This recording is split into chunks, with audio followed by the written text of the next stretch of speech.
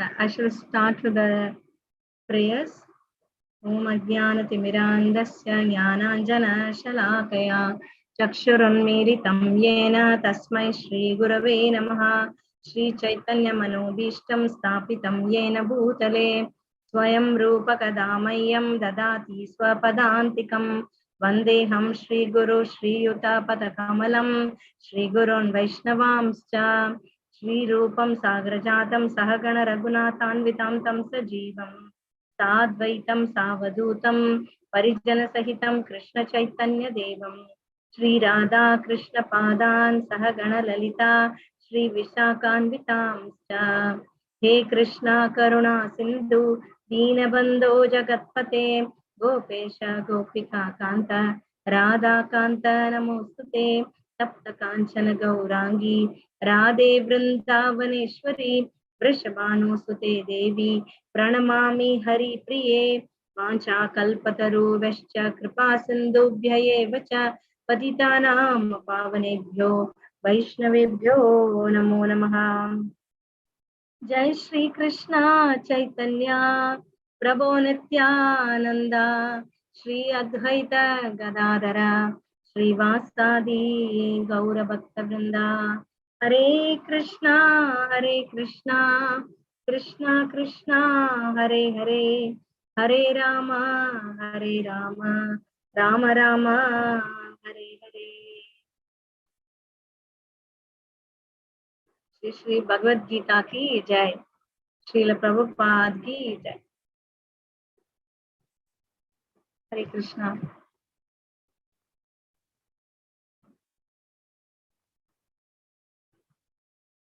Today I think we are discussing 10th chapter 8th shloka.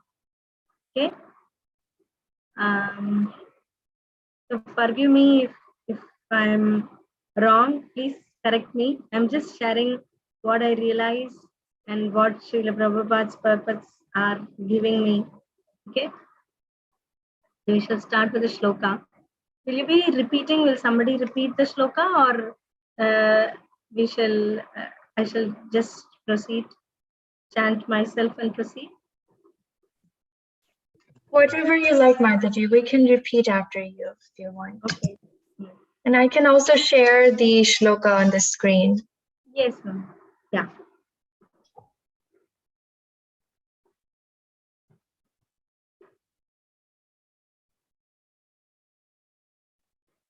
Aham sarvasya prabhavo. Aham sarvasya prabhavo. Matta sarvam pravartate. Matta sarvam pravartate. Iti matva bhajante mam. Iti matva bhajante Mam. Buddha bhava samanvitaha. Samanvitaha. Hare Krishna. Aham sarvasya prabhavo matta sarvam pravartate iti matva bhajante mam buddha bhava samanvitaha.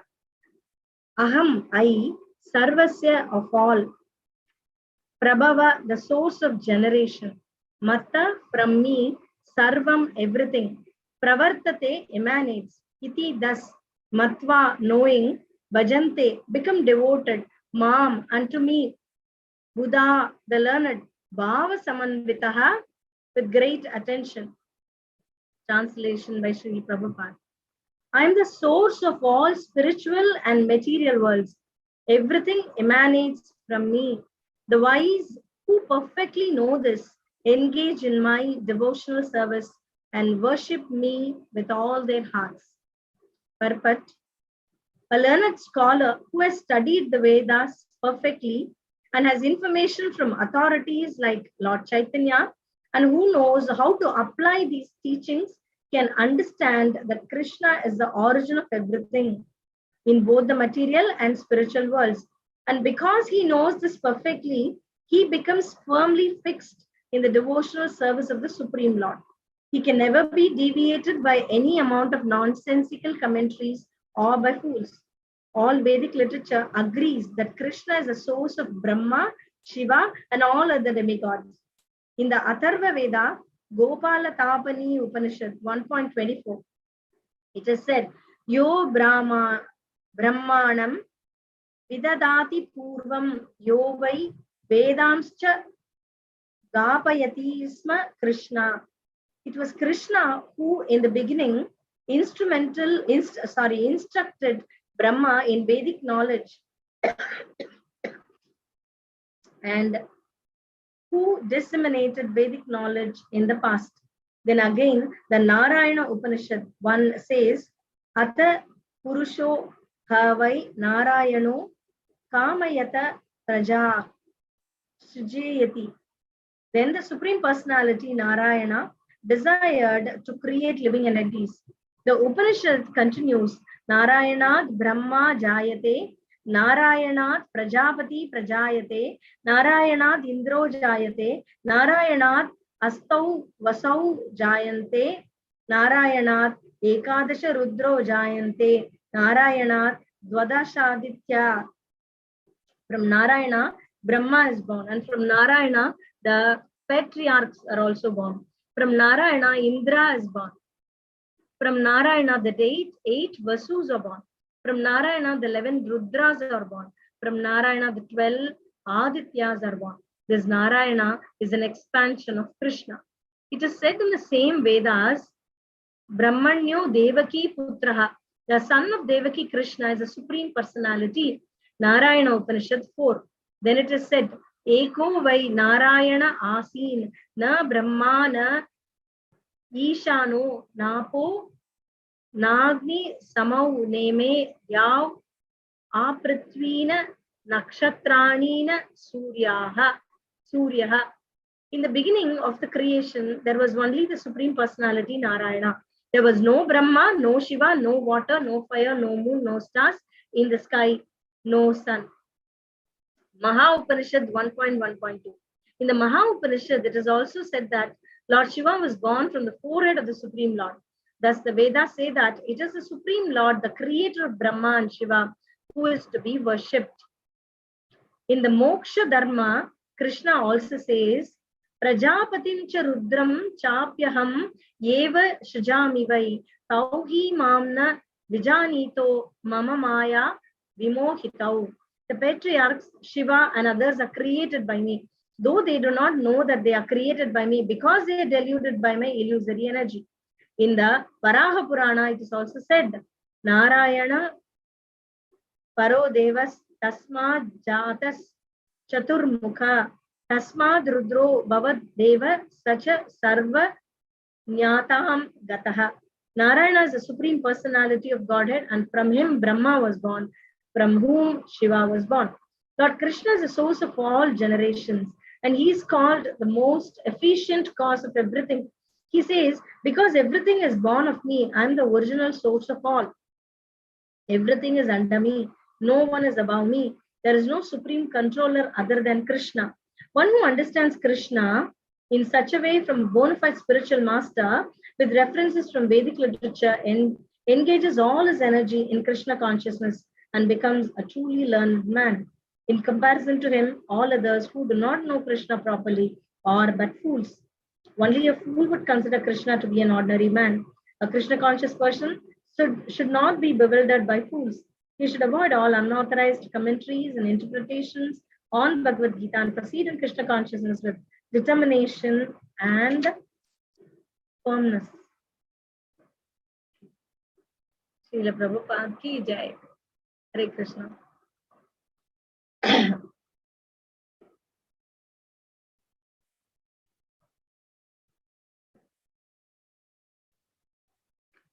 Actually, Prabhupada never gives anything without a reference or testimony. Even for the universal truth, he doesn't give us just like that. Just because Krishna has said, what more reference do we need to believe? But see how many references he has given to prove what has been told in the Bhagavad Gita. Anything, pramanam is essential. Without that, it's very difficult for ordinary men to believe. So that's very practical of Prabhupada. He has taken sources from various Upanishads Moksha Dharma section of the Mahabharata, everything. See, he has explained the status of Shiva and Brahma. What to say of us? Huh? So this, as such, the chapter, what it deals with, and what the shloka comes to, we'll see on a broader scale. So, Krishna conscious, who are called Krishna conscious, who are attached to this satsanga, isn't it? It's not, they are not just come from somewhere. Hare Krishna people, they are not different, come from a different planet. No, they are ordinary people. They are like-minded people. Prabhupada formed this society, International Society for Krishna Consciousness, only for our association, nothing else, so that we work together, a group of like-minded people. This is a sangha. What that like-minded? What is that like thing? What is alike in all of us? What connects us?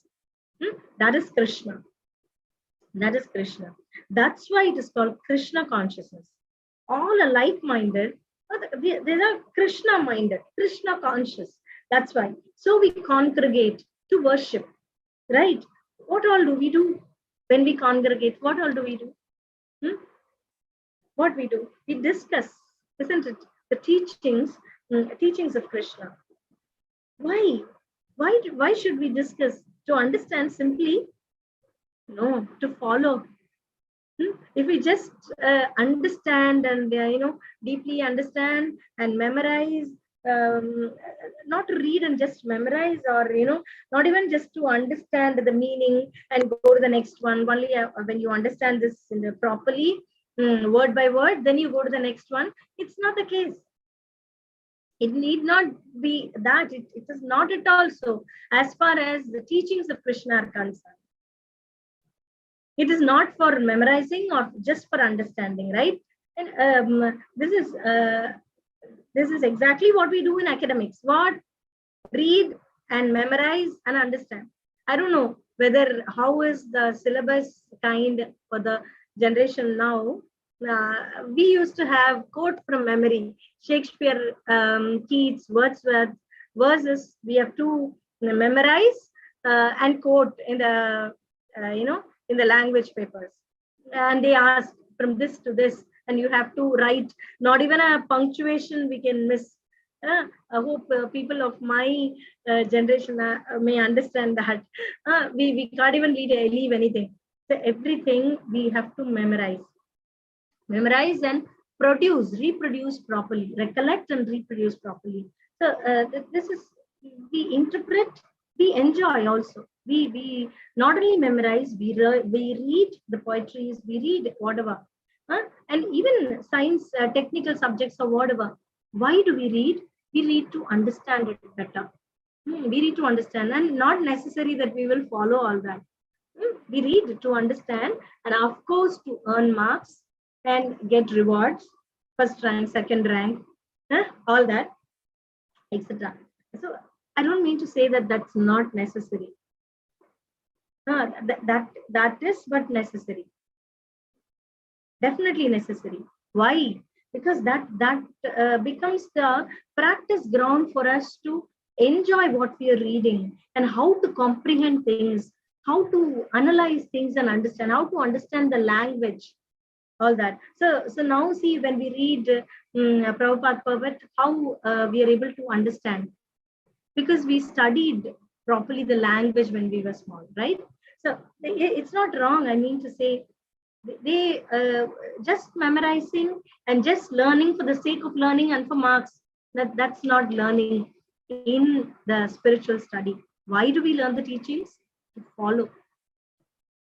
So it has really, what we have done has helped us now in understanding Bhagavad Gita, Bhagavatam, and all the scriptural studies that we come across. We will be able to understand because we have had that base in our childhood. So now this learning of philosophy is what for? Why? Not just to understand and earn some marks somewhere. No, not at all. This is not attached to any marks.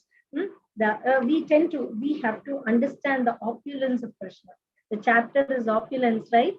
The opulence of the absolute. What is it? Opulence of the absolute. Yes. So we understand. We study to understand the opulence of Krishna. Why do we have to understand the opulence of Krishna? To accept it and respect him. That is the practical application. It is not just we understand and okay, we go to the next chapter. Once you understand, you respect. I just thought of one thing. So earlier, when we used to be in school, in sports day and all, the chief guests used to be IAS, IPS officers, DSPs and all that. So imagine on a sports day, the school itself will be in a very happy mood, celebrating mood, right? We all will be in our own worlds. We will be in, each one no study that day, like that. So when the school environment itself is like that, this person will not enter as a celebrity, the DSP or an IAS. He'll come inside and we will not know that he's, the chief guest today. We will only think he's another man who's coming into inside the school, and we may not show the respect. But the case with the politicians is something is different. They may come with a group of people, paraphernalia, and it will be obviously visible for everyone that he's somebody important. But these people, IAS, IPS officers kind of people, they don't come with posh and pomp and all that. So they just come and we don't. We may just see, oh, who is a different person coming. We may give a second look. He may be conspicuous, definitely, with his, a gigantic or not gigantic, I should say, with a very, nice personality that he carries and all that. He may be, different from others, different man who is coming into the school, but we may not know who he is. And so we may not be able to respect him at that time. All will not go and stand. Everybody who is sitting or playing or something, everybody will not go to attention mode, right? What will happen that day? He won't be introduced just like that. As he enters, the teacher or the principal wouldn't tell us he's the DSP, respect. No, they are not going to say that. He will be introduced only in the stage. That day, the stage is a ground. So there they will say he will accept the march past and all that. And so we automatically respect him. When we know the importance of the person, what do? The knowledge there makes us understand who he is, and we tend to respect. Knowingly that he is such a person, will anyone at that age also. I'm not telling any other person. I'm taking the example of a police especially. Because if I say a doctor or a lawyer, he may be very good. Even a politician, even he may be any great celebrity. The child may not know the importance of even the politician, but a police, any child will understand. If he is a police, isn't it? Because small children are always threatened, for being good. Actually, police is coming, you better behave well. We do say that to children, right? So police means a respectable person is what all children are taught. So they will definitely, tend to respect a police. So in that case, when he is introduced on stage, everybody respects, definitely. Even a small child who is a police, because with the uniform or with the charishma that they carry, they have been respected. So why I say this is, when we understand the opulence of Krishna, we should respect him accordingly. It is not that for the sake of understanding that we should learn. Understand and proceed. Go ahead with whatever you're doing. Go to the next chapter. No. What are we to do in this chapter is, we try to understand Krishna and put him higher in our respect ladder. That's what we have to do in this chapter.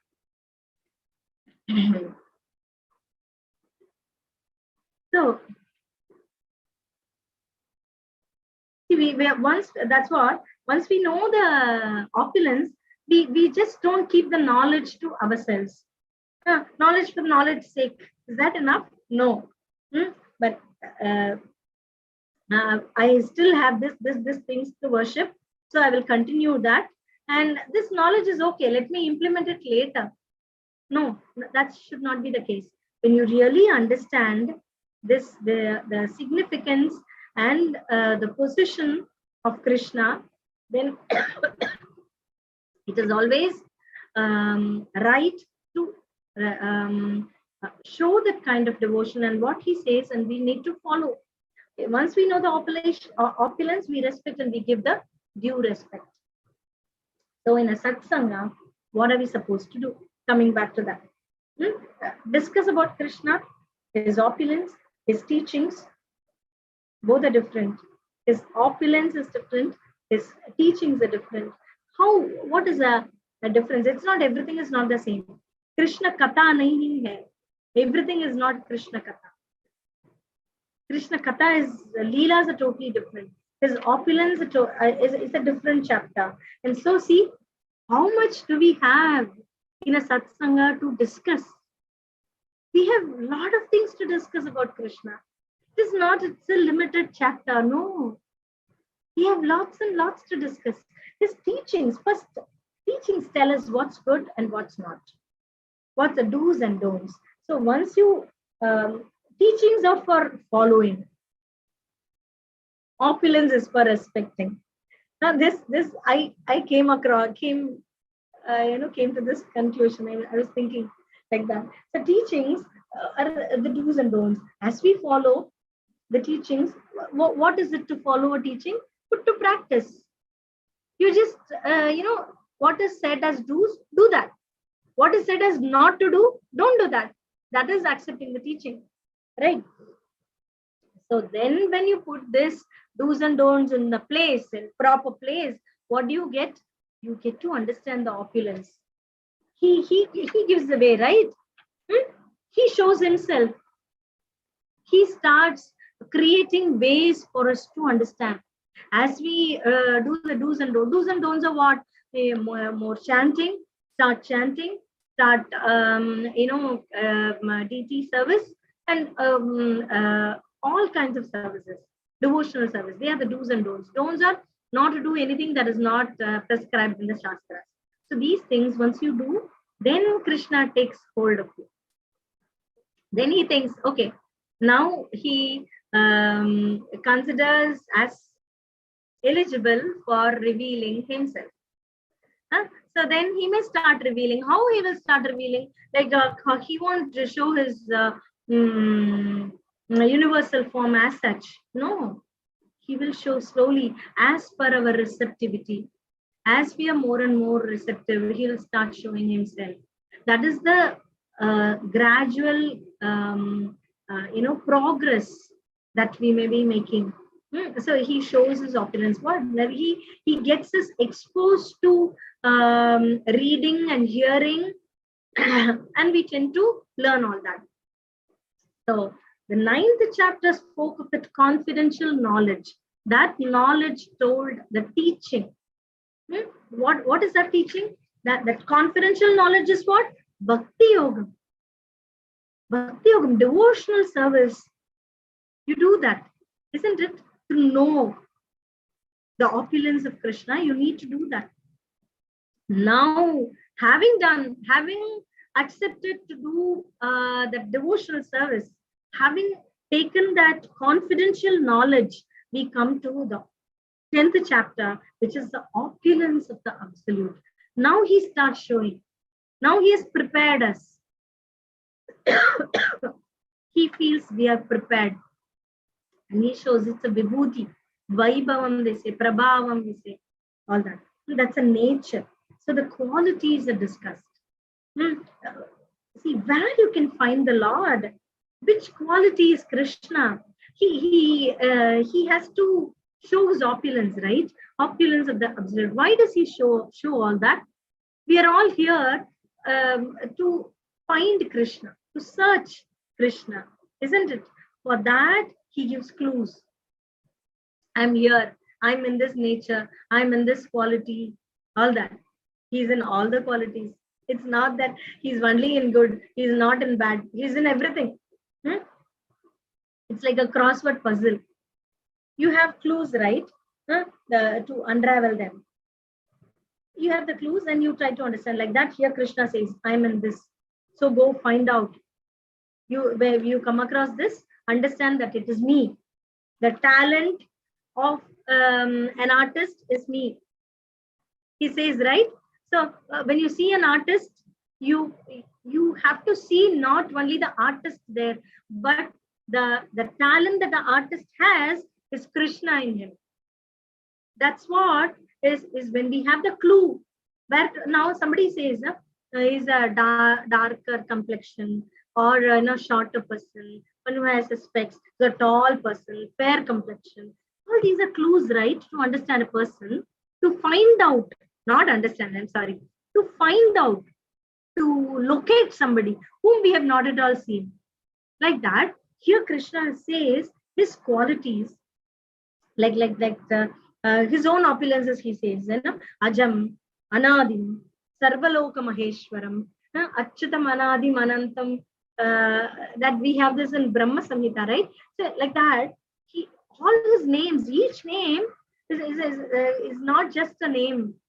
They speak of his quality. Each name of Krishna either speaks of his quality or speaks of his function. Function means he is a creator. That's not a quality, that's a function. That is the job that he does. That's a karma. It means karya he does. That's a function. So it's a functional name. Creator. And some other name like Ajam is born, unborn. That's a quality. He never dies. There is no death, like that. So sometimes we are given names like that. We don't even know whether we fit to the meaning, but we have the name, right? Like Anant, they say, is he really Anant?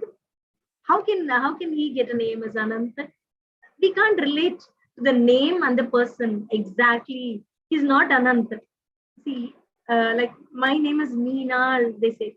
In my original, my parents gave me that name Meenal. In my language, what does it mean, And eyes with the shape of a fish. Do I really have that? No. If you see the meanings of many names, you don't even fit to the name that you have. They are actually the gods and goddesses' names that fit them. You must have heard Madurai Meenakshi temple, right? That goddess Meenakshi's name is given to me. She had the eyes like a fish, and with that eye, she ruled the city of Madurai. So the goddess name is what is given to me. I don't fit that name. Like that, like I have heard one, since we are all a lot of Bengalis here, I know one name called Goduli. They say, I have a friend, they say it's a sound of the calf feet, something. They say that's a meaning of that name. But does it fit to the person? No. That's out of when we call that name, maybe we can remember the person as well as the pleasant thing attached to that meaning. That's why it's given most of the times. But sometimes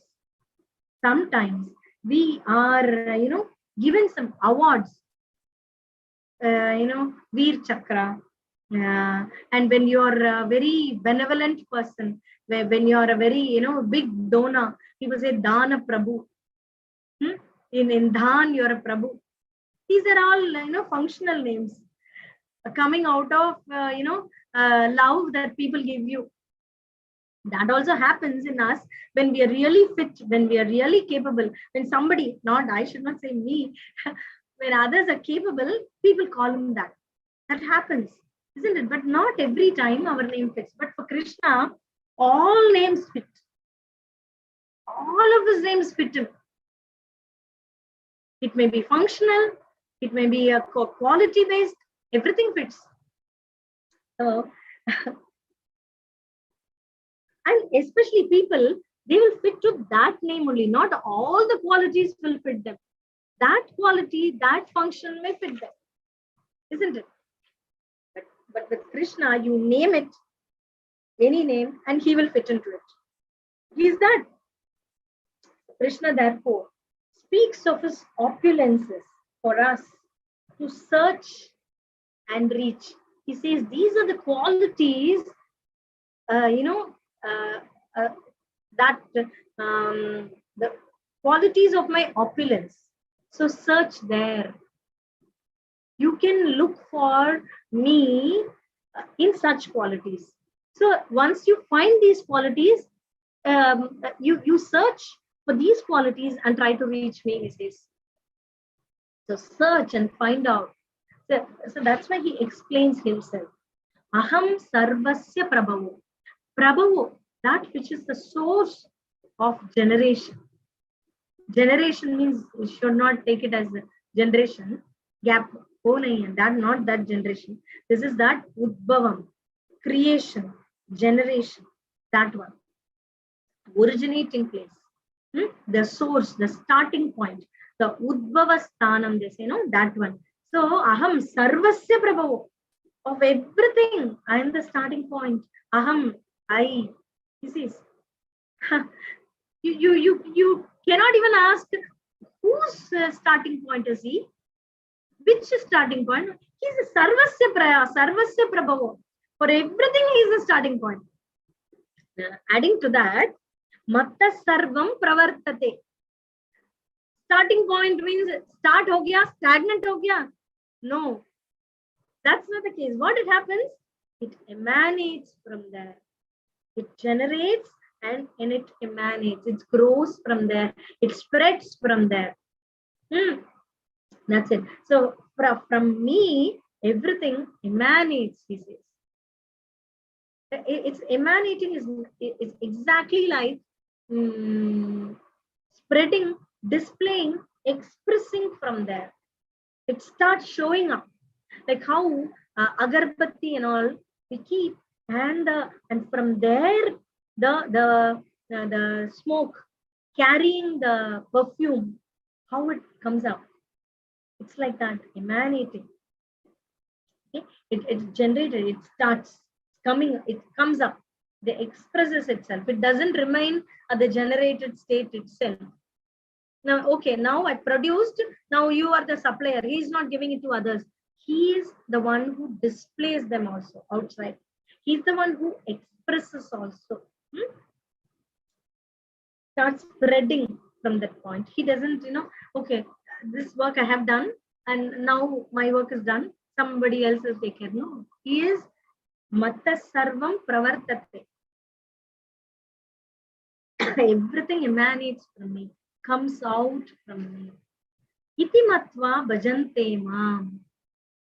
Thus, knowing this, become devoted unto me, he says.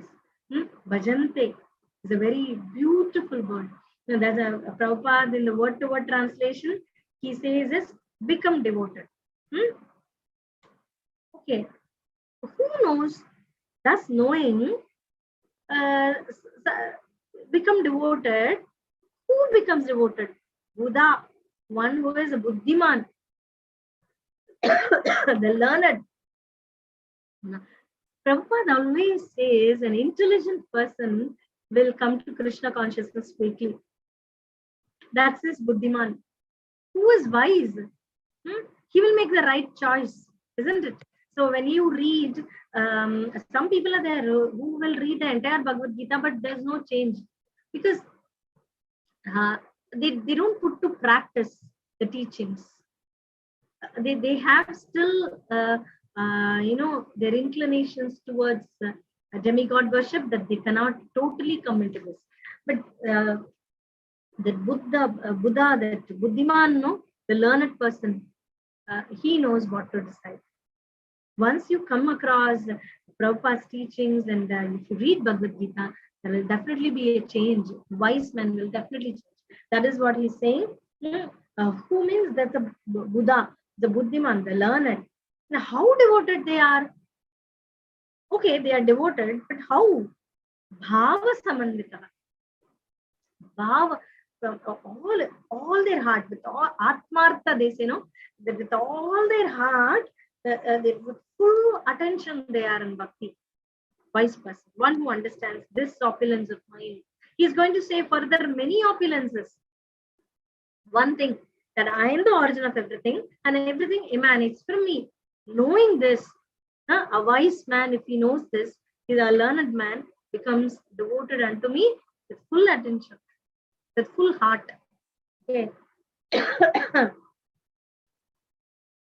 Full faith, they are devoted. See, Prabhupada's conscious translation, word to word meaning, he has given one thing, and the translation he has given another one. The word to word translation, what he has said as devoted, in the translation it translates as devotional service. So devotion for all of us is devotional service, as Prabhupada says. It has to translate into service. Devotion has to translate into service. Devotion for namesake is nothing. Devotion attached to service only has meaning. Okay. So again coming, what do we do as a Sangha? Discuss his opulences, discuss his teachings, chant, worship, all kinds of service we do. Hear, read, cook, clean, have prasadam, everything we do as a group to help each other in our search to understand Krishna. These are the, see, it is like solving a crossword puzzle sitting together. These are the clues, opulences of Krishna that we are seeing, and we join together and go in search of Krishna. In our spiritual journey, we are together. Okay, we need to keep revising. So, he has said, he has given the clues. He has told, I am this. Are we sure? Are we ready to accept as it is? One shloka we studied and we are fine. We accept? No. Are we thorough? And now we can tell others, this is the truth. I agree. Can we say that? No. We need to keep revising and recollecting. That's why we meet. That's why this Sangha, again and again, we have to meet. And alone won't work. Spirituality alone won't work. Especially a devotion. This devotional service won't work when you're alone. That's why the Sangha is important. Alone, many things work, actually. Many things work being alone, isn't it? If you want to study, you be alone. If you want to wash clothes, if you want to clean the house, if you want to cut vegetables, if you are cook. See, if somebody is going here and there, you feel, better be seated, let me do my work. Don't we say? We don't want any hindrance, somebody coming here and there when we are working. And when we are cleaning the house, somebody is going here and there are a lot of people. Can you do that? No. You wait for the gathering to go and then you clean the house. You need to be alone to clean the house. But in spirituality, it's not like that. See, example I can tell you. Yeah, okay. My own mom, when these sisters congregate, she'll be worried about the work. It may get pending. We may keep chanting, chatting, and she'll be over-conscious about work, so that we don't waste our time, and the work will remain as it is. So when we are in a group, in material life, work gets stagnant, but in spiritual life, being together only enhances our growth. Actually, but devotional service is opposite. Delay happens in work, in other material things, but in satsanga, devotional service, work happens. Because why is that? Why does it happen? Alone it will delay. Being alone, you want to chant, you may feel sleepy, and you may feel bored. Anything may happen when you're alone, but when you're in a group chanting together, what happens? Nothing of that hampering things happen to you. You're really electrified.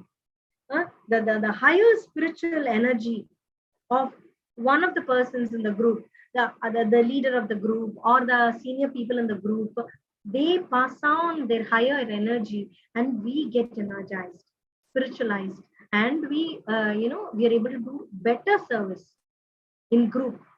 And this is the main thing, to be in Sangha and understand the opulence. And we can understand this opulence and we can do the service better in Sangha. This is what I thought of sharing. And Prabhu also has put me a reminder about the 15 minutes. I'm also ending my realization still now. And any discussions, any more points, if you want to add, please do add others. And if you have any questions, and if I'm able to answer that, I'll try. Thank you so much. Hare Krishna. Hare Krishna. Thank you so much, Mataji, for such a wonderful class. Does anyone have any questions or comments? Yeah. Mataji. Hare Krishna. Hare Krishna, Mataji. Maybe Thank can you come for your. forward a little bit. Yeah. Yeah. I need some clarification. Yes, Prabhuji. That 12 Advaitas and 11 Rudras and Yes, 8 yes. Ashwas all born from Narayan. So Narayan means here Sri Krishna. Is that correct? I didn't hear properly, Prabhu. I says in this purport is talking about that 12 Advaitas, 11 Rudras and 8 Ashwas, Yes. all from Narayan. Yeah. Here Narayan means Sri Krishna. Yes, Prabhuji. Now, Yes. then later on it says that at the beginning of the creation, there was no Brahma, Shiva, fire, moon, no stars in the sky, no sun. Yes. There's only Krishna who creates all and enjoys. That means beginning of the universe, there was nobody, the only one. And all this, we know that Krishna was born of Vasudeva and Yes. Devaki. Yeah. They don't need any mother to born. So how it was all these people born? That's my question. Yes, Prabhuji. That is Krishna is a Swayam Bhagavan. He's a Bhagavan that he is born as Vasudeva and Devaki's son. It's not that he was not there earlier. He was there. He was the source of the creation. He himself manifested, as the son of Devaki and Vasudeva. I see. Okay. Yeah. It is not that after being born to Vasudeva and Devaki, he created everything. I see. So that means he was how he was born. I mean, that's my question. I mean, we know that as in this, especially in this avatar of Krishna, he's born as a son of Devaki and Vasudeva. But as a Krishna, as the original creator, he's unborn. He's not born. He was there, always there. Even before the universe was created. Yes. The universe, he only created. He was there even before, that was created. He was the one who was the originator of everything. But my question is, does every other people believes that? Is it that we have to accept it? Or, I mean, we understand from this Bhagavad Gita. Yeah. But other religion, do they believe that the Krishna was the creator of this universe? Yeah, many people have different understandings depending upon their, the scriptures that they read. But once you accept Bhagavad Gita and the Bhagavatam teachings and you read, then you understand the real truth of it. Otherwise, there are many interpretations and many sects which they say, the originator is Shiva, Brahma is the originator. Different people say it is not necessary that everybody accepts, but once we read and accept Krishna, then we understand the absolute truth, what it is, and what is the real Satya. Satya is what we understand. That it depends upon the enlightenment or whatever. I don't know. It's a Krishna's grace that makes people believe in him, I should say. Thank you, Mataji.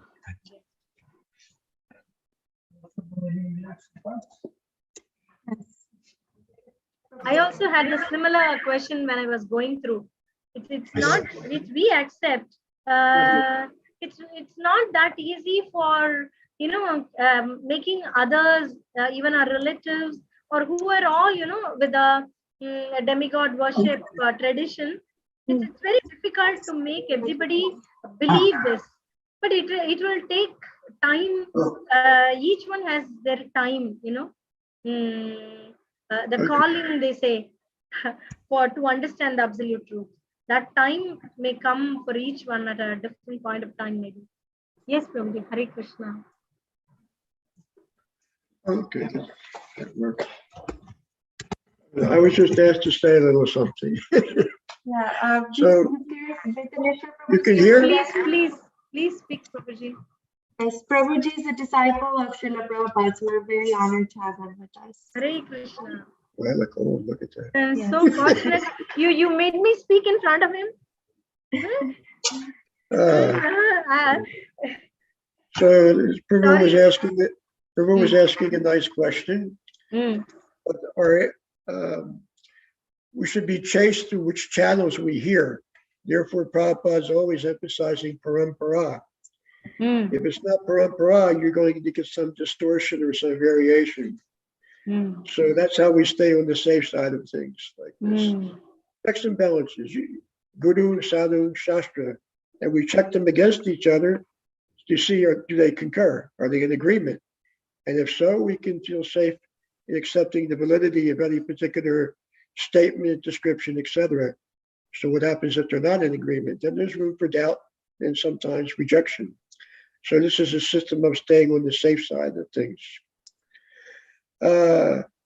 I liked your presentation, but because of my conditioning, your accent, I could not understand a large percentage of what you said. I have to admit, it's just I'm not familiar with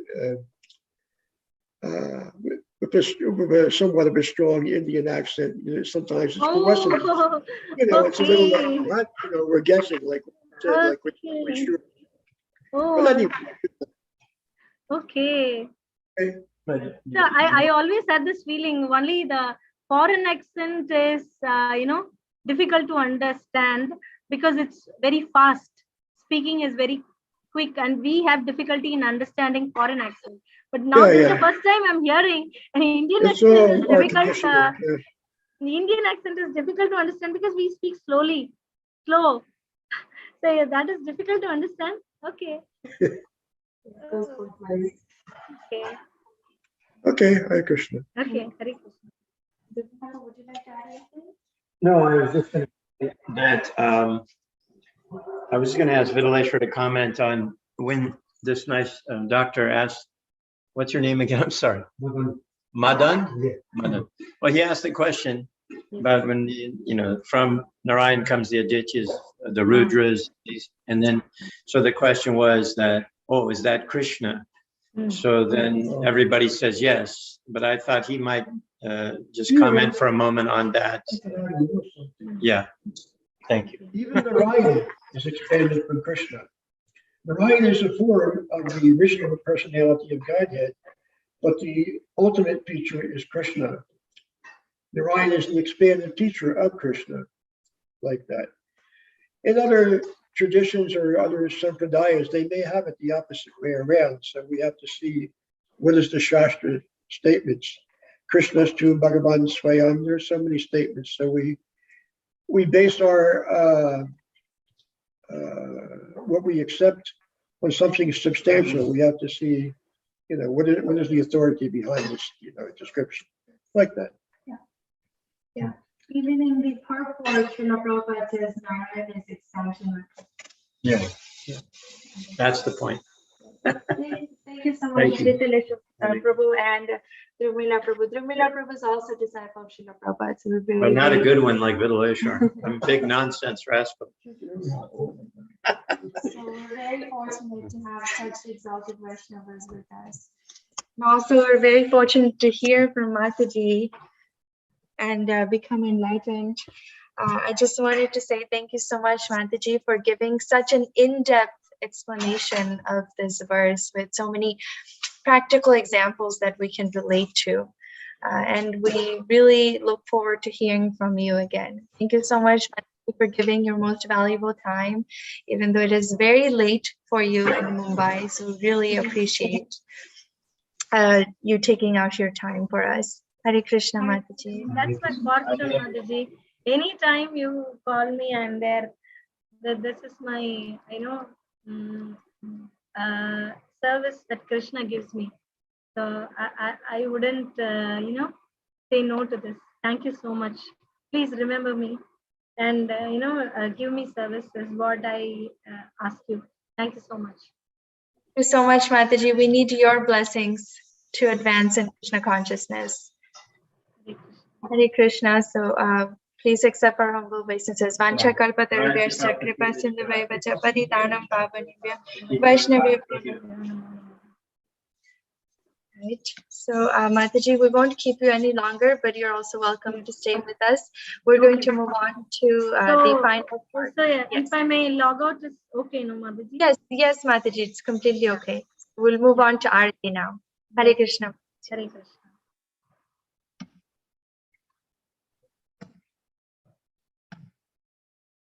All right, so now we're going to move on to the final part of today's program, which is Arati. And we will be singing Damodar Ashtakam while doing Arati. So we hope you can all follow along Damodar Ashtakam. And today is very, very special because it is the last Sunday we can all be gathered together during this month of Kartik. So let's make the most of it and let's take advantage of the Sangha. So I'm going to share Damodar Ashtakam in the chat so you can open it and you can follow along.